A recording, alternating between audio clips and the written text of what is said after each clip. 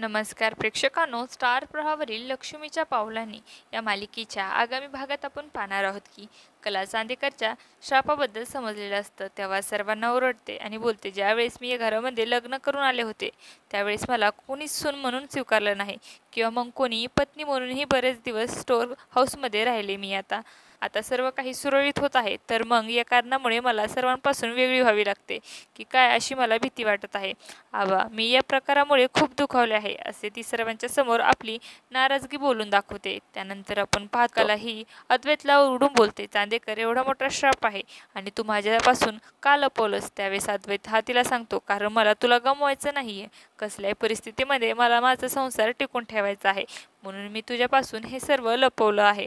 तेव्हा कला देखील अतिशय प्रेमाने अद्वैतकडे पाहू लागते आणि अद्वैतला मिठी मारते आणि बोलते, चांदेकर कसल्याही परिस्थितीमध्ये कुठल्याही श्रापाने आपला संसार हा मोडणार नाही आणि मी तसेच कधीच होऊन देणार नाही. आणि तेव्हा दोघेही प्रेमाने सर्वांच्या समोर एकमेकांना घट्ट मिठी मारतात आणि तेव्हा घरातील सर्वजण हे आनंदित झालेले असतात.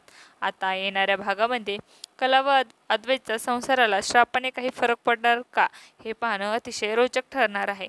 तुम्हाला जर आपला व्हिडिओ आवडला असेल तर चॅनलला लाईक, शेअर आणि सबस्क्राईब करायला विसरू नका. धन्यवाद.